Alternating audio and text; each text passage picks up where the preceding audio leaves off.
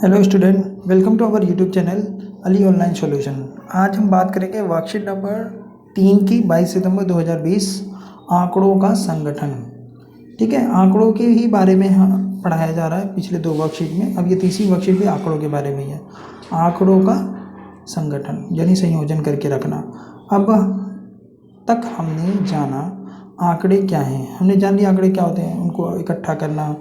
ठीक है, ये पता लगाना कितने आंकड़े देखकर हम ये पता लगा सकते हैं कि कौन सी वस्तु कितनी अवस्था में है। ठीक है ना, कितनी उसके नंबर हैं तथा किसी विशिष्ट जानकारी के लिए आंकड़े क्यों इकट्ठा करते हैं। आंकड़ों द्वारा उचित ढंग से जानकारी प्राप्त करने के लिए उन्हें व्यवस्थित संगठित करना आवश्यक है। ठीक है ना, हमें कोई जानकारी अच्छे से प्राप्त हो सके इसके लिए हम आंकड़े को क्या करते हैं, व्यवस्थित करते हैं। संगठित करना या व्यवस्थित करना एक ही बात है।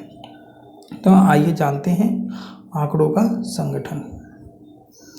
देखिए, एक इसमें उदाहरण लिया गया है। 7वीं कक्षा की एक अध्यापिका है, वो जानना चाहती है कि उनकी कक्षा में कितने विद्यार्थी व्हाट्सएप ग्रुप का पर कार्य पत्र हल करके भेज रहे हैं। यानी कि वर्कशीट जो है क्या कर रहे हैं, व्हाट्सएप ग्रुप पर हल करके भेज रहे, रिवर्ट कर रहे हैं। इसके लिए उन्होंने सप्ताह के हर दिन कार्यपत्रक का मतलब है आपका वर्कशीट भेजने वाले विद्यार्थियों की संख्या इस प्रकार लिखी: 33, 35, 46, 29, 46, 28 एंड 38। फिर यह जानने के लिए कि किस दिन कितने विद्यार्थियों ने कार्यपत्रक पूरा किया, कुछ इस तरह आंकड़ों को संगठित किया। देखा कि सोमवार को 33, मंगलवार को 35, बुधवार को 46 और वीरवार को 29, शुक्रवार को 46, शनिवार को 32, रविवार को 38। इतने विद्यार्थी क्या कर रहे हैं, मतलब वर्कशीट को पूरा करके भेज रहे हैं व्हाट्सएप ग्रुप पर ही टीचर को। क्योंकि ये देखिए विभाग द्वारा मांगा जा रहा है। अध्यापिका को पूरे सप्ताह में प्राप्त होने वाले औसत पुस्तकों की संख्या को विभाग को भेजना होता है। क्या भेजना होता है, औसत कि लगभग इतने बच्चे भेज रहे हैं।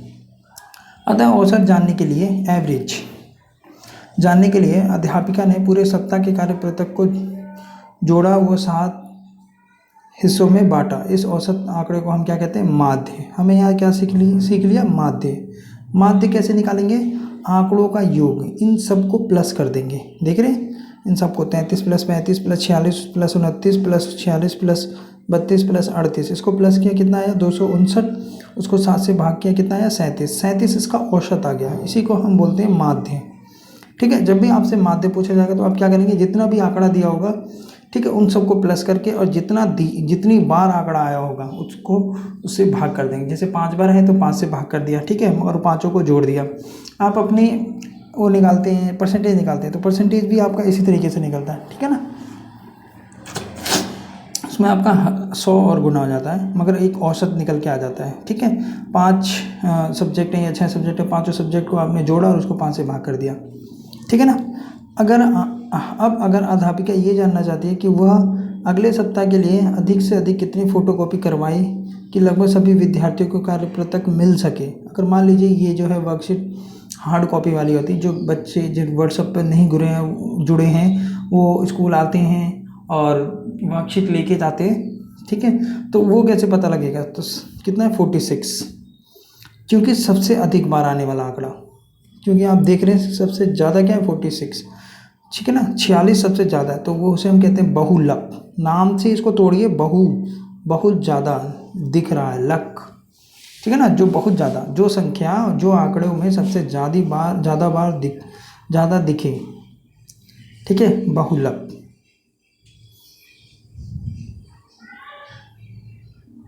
अधिक बार आने वाला आंकड़ा।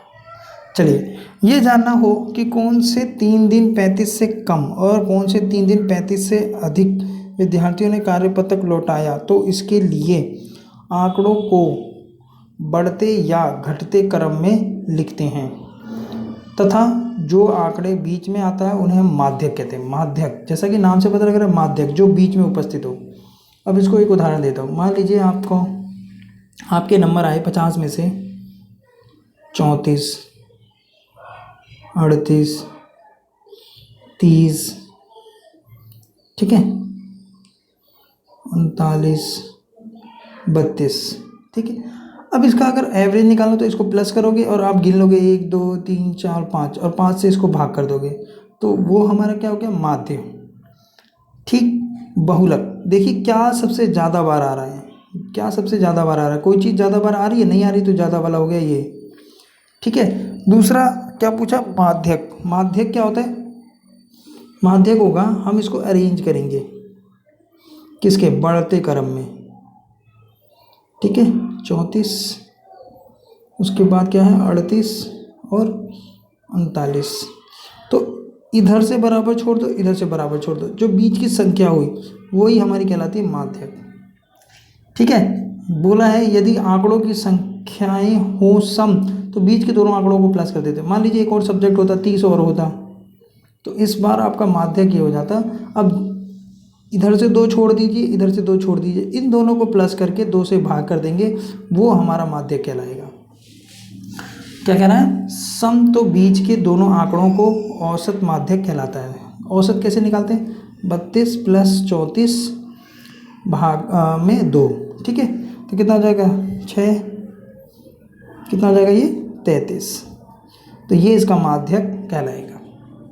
बात समझ रहे हैं, ये इसका क्या कहलाएगा, माध्यक कहलाएगा। और इस कंडीशन में बहुलक क्या होगा, जो ज़्यादा बार आए, 30 देखिए 2 बार आ रहा है तो बहुलक हो गया। ठीक है, माध्य कैसे होगा, इन सबको प्लस कर देंगे, अब 6 से इसको भाग कर देंगे, तो ये हमारा क्या कहलाएगा, माध्य। माध्य, बहुलक और माध्यिका, यही आपको समझाने की कोशिश की जा रही है इस वर्कशीट में। दोबारा क्लियर कर देता हूँ, माध्य क्या होता है, जितनी भी आपका आंकड़ा है उसको प्लस कीजिए और जितनी बार आया 1 2 3 4 5 6, तो 6 से उसको भाग कर दीजिए, ये हमारा क्या होगा, माध्य। ठीक है, बहुलक क्या होता है, जो संख्या एक से ज़्यादा बार आपको दिख रही हो उसके अंदर, तो एक से ज़्यादा बार क्या दिख रहा है, 30 आपको 2 बार दिख रहा है, अगर ये कोई और संख्या 3 बार दिख रही होती, 4 बार दिख रही होती, तो हमारी वो क्या कहलाएगी, बहुलक, जो बहुत बार आए। ठीक है ना, जो बहुत बार आए, बहुलक नाम से पता लग रहा है। माध्यिका, माध्यिका क्या होती है, जो बिल्कुल सेंटर में हो, बीच में हो। तो यहाँ पे हम देख रहे हैं 1 2 3 4 5 6, 6 है यानी सम है, तो सम की वजह से 2 इधर से छोड़ दीजिए, बराबर इधर से छोड़ दीजिए, जो बीच के 2 आंकड़े बचे उनको प्लस करके 2 से भाग कर दीजिए, जो औसत आया वो हमारा क्या कहलाएगा, माध्यिका। अगर ये 5 होता तो क्या करते, 2 इधर से 2 इधर से, जो बीच का अंक होता वो हमारा क्या कहलाता, माध्यिका। आई होप आप समझ गए होंगे। चलिए इससे रिलेटेड क्वेश्चन कर लेते हैं। बताइए कि निम्नलिखित कथन सत्य है अथवा असत्य। बहुलक आंकड़ों में से सदैव एक संख्या होती है, बिल्कुल, जो बहुत बार आता है, तो ये हमारा क्या हो गया, सत्य, क्योंकि उसी में से तो होगा बहुलक। माध्य दिए गए आंकड़ों में से एक संख्या होती है, जरूरी नहीं, तो ये हमारा असत्य हो जाएगा। ठीक है, असत्य हो जाएगा, और हम लिख देंगे जरूरी नहीं, हो सकता है उसी में से कोई आ जाए, जरूरी नहीं। ठीक है, माध्यिका आंकड़ों में से सदैव एक संख्या होती है, ये भी जरूरी नहीं, कई बार हो सकता है वो सम हो, उन दोनों को प्लस करके देख रहे थे, 33 नहीं आ रहा था, 33 जब ये अभी जो मैंने एक उदाहरण दिया था, तो ये हमारा क्या हो गया, असत्य। ठीक है, और लिख सकते हैं यहाँ पे हम जरूरी नहीं। चलिए अगला देख लेते हैं। कक्षा के एक मूल्यांकन में प्राप्त किए गए निम्नलिखित आंकड़ों को एक श्रेणीबद्ध रूप में संगठित कीजिए। श्रेणीबद्ध रूप में एक संगठित करना है इसको तो पहले। ठीक है, और उसके बाद कह रहा है इन आंकड़ों का परिसर क्या होगा। चलिए देख लेते हैं इसको क्वेश्चन को करके। चलिए हम पहले क्या लिख लेते हैं, अंक क्या क्या हो सकता है, तो 1 2 3 4 5 6 7 8, ठीक है, 9 10 है, नहीं है। अब देख लो यहाँ पे 4 कितनी बार है, एक इसका टैली मार्क बना लो, ठीक है ना, सारणी सा। फिर 6 हमारा कितना है, एक बार 6 है, 7 एक बार, 5 एक बार, फिर 3 एक बार, फिर 5 आ गया तो यहाँ आ जाएगा, फिर 4 आ गया तो यहाँ आ जाएगा, फिर 5 आ गया, देख रहे हैं, फिर 2 आ गया, फिर 6 आ गया, फिर 2, फिर 5, फिर 1, फिर 9, ठीक है, फिर 6, फिर 5, ये इस तरह से कट जाता। 4 के बाद 5 बार से लिखते हैं।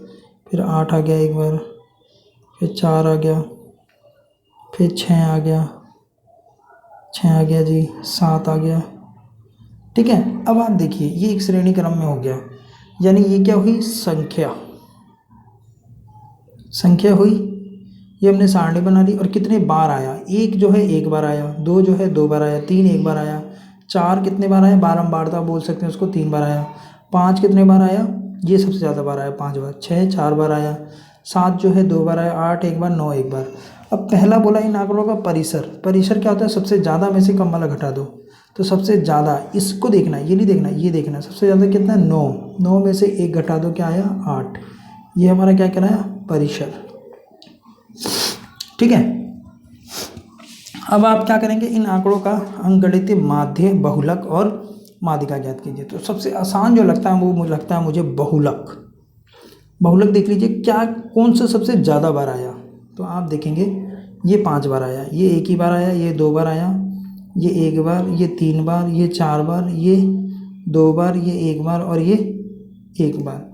तो देख लीजिए सबसे ज़्यादा कितने बार आया, 5। तो बहुलक इसका क्या हो जाएगा, 5, क्योंकि 5 जो है 5 बार आया है। तो बहुलक क्या हो जाएगा, 5। अब क्या निकालना है, माध्य। माध्य कैसे निकलता है, इसको प्लस कर दीजिए। क्या करेंगे आप, इसको प्लस कर देंगे।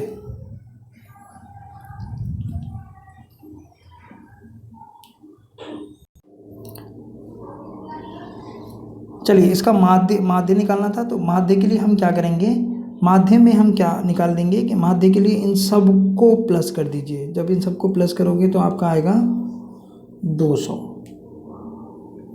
ठीक है। अब इनको आप गिन लो कि ये कितने, 1 2 3 4 5 6 7 8 9 10 11 12, ऐसे आप गिनेंगे तो ये होगा टोटल 20। गिन लीजिए आप इसको। तो ये इससे कट गया,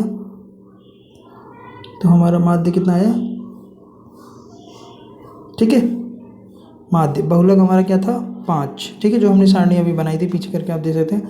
माध्यिका, माध्यिका निकालने के लिए हमें क्या करना होगा, इसको लिखना होगा क्या, कि एक एक बार आया, फिर 2, यानी इसको बढ़ते क्रम में लिखना है। 3 देखिए, ठीक है ना, उस सारणी में से आप देख सकते हैं पीछे करके कि कौन सा कितने बार आया। ठीक है।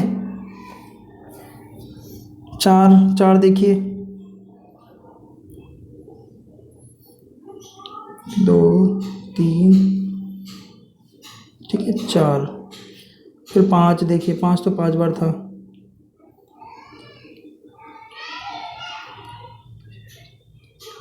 ठीक है।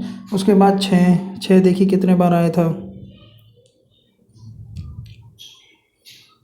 2 3 4। फिर 7 आपका 2 बार आया था। 8 और 9। तो अब आप देखेंगे, अब आपको क्या करना है, माध्यिका कैसे निकालते हैं, बीच का देखते हैं। तो 1 2 3 4 5 6 7 8 9, यहाँ से भी 1 2 3 4 5 6 7 8 9, 9 छोड़ दीजिए। तो आप देखेंगे जो दो संख्याएं हैं, ठीक है, इसमें देख लीजिएगा कहीं एक कम हो रहा है, मुझे लग रहा है। कौन सा कम हो रहा है, इसका माध्यिका निकल के आएगा 5 + 5, इनका औसत निकलेगा 5 + 5 का। तो कितना निकल के आएगा, बटे में 2, तो 10 बटे में 2 आ गया आपका 5। 5 इसका क्या कहलाएगा, माध्यिका। ठीक है। चलिए, आई होप आप समझ गए होंगे। Okay, thank you.